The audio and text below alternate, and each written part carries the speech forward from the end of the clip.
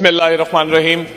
Speaker साहब, thank you very much. Budget 2025-2026 3452 billion का budget पेश किया गया है। 12% 13% तकरीबन हमने इंक्रीज करा है लास्ट ईयर से। सवाल ये पैदा होता है कि सिंध की आवाम की जिंदगी जो है वो क्या बेहतर हो पाएगी? जिस तरह बजट इंक्रीज हुआ है, लास्ट ईयर भी कोई 3000 अरब का बजट था, कोई बेहतरी नहीं आई। हम उसी सिचुएशन में, उसी मुश्किलात में जी रहे हैं। अब आप आ जाए पीएसडीपी पे। मैं डेवलपमेंट स्कीम्स की बात करूंगा क्योंकि बजट पे सेशंस में कम बात हुई। 1400 अरब से ज्यादा का आपका डेवलपमेंट स्कीम्स का बजट है जो आप खर्च करने वाले हैं। फिर गवर्नमेंट साइड से हम पे ये तनकीद हो रही है कि कराची की क्यों बात हो रही है, तो कराची पे मैं बात कर लेता हूं। टोटल जो सिंध का बजट है डेवलपमेंट स्कीम्स का वो 1400 अरब है। उसमें से कराची को मिल रहा है 60 अरब। क्या परसेंटेज मिल रही है? 4.07। क्या कराची का ड्यू शेयर 4.07% है सिर्फ? एनएफसी अवार्ड किस तहत होता है कि एक फॉर्मूला है ना कि पॉपुलेशन होती है, उसमें आप पॉवर्टी बैकवर्डनेस को देखते हैं, एक तयशुदा फॉर्मूला है, उस तहत आप पैसे वफाक से मांगते हो। वहां पे जब आप मांगते हो तो आप जमहूरियत के चैंपियन बनते हो कि भाई जमहूरियत के हिसाब से मेरी पॉपुलेशन सिंध की ये है, मुझे इतना हक दो, मेरा ड्यू शेयर दो। बिल्कुल ठीक करते हैं आप। कराची की जो पॉपुलेशन है टोटल ओवरऑल सिंध की 36.6% है, तो ड्यू शेयर कितना बनना चाहिए हमारा पीएसडीपी डेवलपमेंट स्कीम्स में? हमारा बनना चाहिए 540 बिलियन। आपने कितना दिया है? सिर्फ 60 बिलियन। तो आपने हमारा तकरीबन 30% शेयर खा लिया है। फिर आप कहते हो कि हम कराची के हक की बात ना करें। जिस तरह आप वफाक से लड़ते हो अपने पूरे सूबे के हक के लिए, जिस तरह हम आपके साथ हैं, उसमें हम लड़ते हैं कराची के हक के लिए। ये कराची जो है सिंध का ही शहर है, तो इसमें आपको बुरा मानने की कोई जरूरत भी नहीं है। अब आ जाएं अब दूसरी चीजों पे। लास्ट ईयर की डेवलपमेंट स्कीम्स पे किसी ने गौर फिक्र नहीं करी कि वो स्कीम्स के पैसे लगे कहां। कराची की एक स्कीम थी, केडीए ने एग्जीक्यूट करी थी, 2450 नंबर है उसका, कोई भी नोट कर सकता है। 8 करोड़ रुपए की स्कीम थी। मेरे कॉन्स्टिट्यूएंसी न्यू कराची की 11D में, उसमें एक सेक्टर है 11D न्यू कराची, वहां पे 2000 RFT या 2500 RFT का पाइप डाला गया। काम आधा छोड़कर कॉन्ट्रैक्टर जा चुका है, 5 महीने हो चुके हैं, लेकिन पेमेंट उसे 100% रिलीज हो गई है। इसका मकसद क्या है? कहीं ना कहीं पैसा चले गया ना, किसी का बंगला बन गया, किसी का घर बन गया, लेकिन उस पानी की पाइप में आज भी पाइप पर पानी नहीं आ रहा। इसी तरीके की बहुत सारी गो स्कीम्स भी होती हैं, तभी कोई तरक्की नहीं हो रही सिंध में। अगर बोलते हैं सिंध में तरक्की हो रही है तो जाएं अवाम से मिलें, अवाम से नहीं मिल पा रहे आप लोग। फिर आप आ जाए सोशल वेलफेयर पे। पूरे साल से मैं एक बात कह रहा हूं कि एनजीओ को पैसे आप लोग दे रहे हैं, पता नहीं किस तहत दे रहे हैं। सिंध अवाम का जो पैसा है वो सिंध गवर्नमेंट के पास है, और अब ऐसा लगता है सिंध गवर्नमेंट का जो पैसा है वो एनजीओ के पास है। 2 एनजीओ हैं लाडली सिंध हुकूमत की, पॉइंट आउट कर करके थक गया। एक है हैंड्स, एक है आस। हैंड्स कर क्या रही है? हर साल एमपीएस को घुमाने ले जा रही है, कभी गिलगित, कभी आजाद कश्मीर, 1-1 करोड़ रुपए खर्च कर रही है। क्या ये रिश्वतें दे रही है क्या? अब सवाल ये है कि ये घुमाने जो ले जा रही है, इसमें फिर बुरा लग गया। हर चीज पे बुरा लग जाता है, थोड़ा तहम्मुल रख लो। कोई आप क्रॉस टॉक न करें प्लीज। रोमा साहब क्रॉस टॉक न करें, स्पीच करने दें।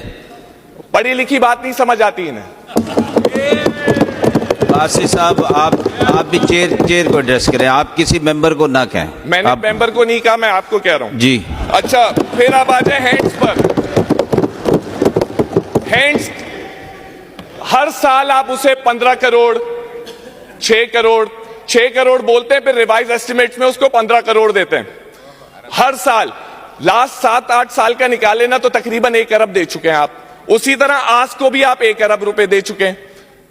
कराची का बजट पे आप लोग बड़ी कंजूसी करते हैं, इस एनजीओ को 2 पे बड़ी कोई कंजूसी नहीं है।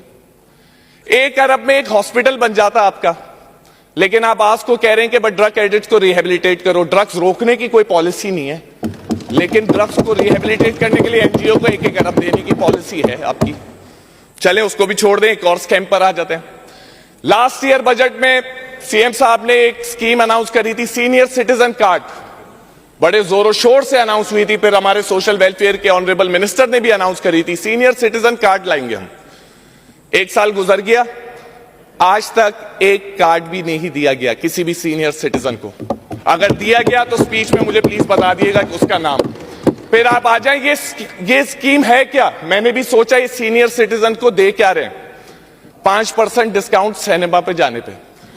हमारे बुजुर्गों ने पाकिस्तान बनाया, आप उसे पॉपकॉर्न पे 5% डिस्काउंट दे रहे हैं। फिर 5% डिस्काउंट रेस्टोरेंट पे। भाई मेरा हबीब बैंक का कार्ड ज्यादा डिस्काउंट देता है, मैं आपका कार्ड क्यों लूंगा सीनियर सिटीजन? तीसरा बेनिफिट सुने सीनियर सिटीजन कार्ड का कि हम फ्री हेल्थ केयर वो देंगे, पेशेंट्स को ट्रीट करेंगे। अरे भाई उनका कॉन्स्टिट्यूशनल राइट है, क्यों रीपैकेजिंग कर रहे हो? फ्री हेल्थ केयर तो देना उसका आपका काम है। उस बुजुर्ग का कॉन्स्टिट्यूशनल राइट है फ्री इलाज लेना आपसे। तो फिर ये सीनियर सिटीजन कार्ड बनाया क्यों गया? हो सकता था कोई आप उसे फाइनेंशियल कुछ देते तो मैं समझता भी कि कुछ फाइनेंशियल इमदाद दी जा रही है बुजुर्गों को, लेकिन खैर पॉपकॉर्न देने के पैसे हैं आपके पास। फिर आप आ जाएं, अभी रिसेंटली मैंने सीएम साहब की एक प्रेस कॉन्फ्रेंस देखी जिसमें वो बड़े प्राउडली कह रहे थे कि लोन लेने में फेडरल से भी और दूसरे सूबों से भी सिंध नंबर 1 है। अब मुझे ये बात नहीं समझ आई, ये क्या सक्सेस है या फेलियर है कि लोन लेने में मैं नंबर 1 हूं? काश मैं ये सुनता कि एजुकेशन में मैं नंबर 1 हूं, काश मैं ये सुनता कि मैं हेल्थ में नंबर 1 हूं, काश मैं ये सुनता कि मैं इंफ्रास्ट्रक्चर में नंबर 1 हूं। लोन लेने में कौन नंबर 1 होता है? ये कोई प्राउड की बात नहीं है, ये फेलियर है, ये है मिसमैनेजमेंट। आप इंडस्ट्रीज लगाते, आप ये बात करते कि यार फेडरल से हमें पैसों की जरूरत नहीं है, हमने रेवेन्यू जनरेशन की इतनी सारी अपनी फैसिलिटीज क्रिएट कर दी हैं ओन की कि हमें किसी और की जरूरत अब नहीं है, तो मैं प्राउड फील करता। अगर इसी हिसाब से हम चलते रहे तो मेरा ख्याल है मुश्किलात भी बढ़ेंगी। और अगर ये डायरेक्शन ठीक नहीं करी, मैं गवर्नमेंट साइड पे देखता हूं, मुझे अफसोस ये होता है कि यहां पे जो अच्छे लोग हैं वो फ्रंट पे नहीं आ रहे। और अगर ये ऐसे ही चलता रहा, इस पर एक बात कहूंगा कि जो सिंध की आवाम को कमजोर समझकर चले हैं, मैं इस बात से डर रहा हूं कि एक वक्त आएगा जब इनकी तकरीर भी कांपेगी और इनकी तस्वीर भी। इससे डरना चाहिए, मुझे भी डरना चाहिए, आपको भी डरना चाहिए। हम सब यहां पर आए, फिर मुझे बोला जाता है ईमानदारी की बात करता है, गलत फील्ड में आ गया। भाई मैं तो ठीक फील्ड में आया हूं, आप लोग गलत फील्ड में आ गए हो। वाह वाह वाह। ईमानदारी पे भी बुरा लग जाता है। बजट अगर आप बात करें, ये जो बजट पेश किया गया है, कराची के साथ आपने बेइंसाफी करी है, कोई इंसाफ का काम नहीं करा। 4.07% अगर आप कहते हो ये इंसाफ है तो गलत है। फिर आप आ जाएं मुअज़्ज़िज़,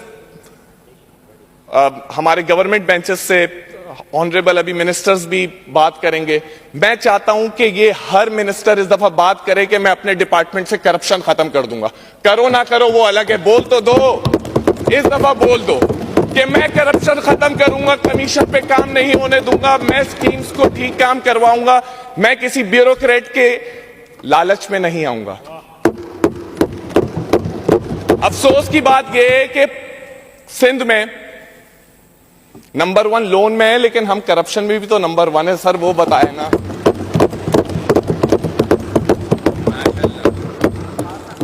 ब्यूरोक्रेट्स को हमने नवाज दिया है। सर किस चीजों से नवाजा हुआ है हमने ब्यूरोक्रेट्स को?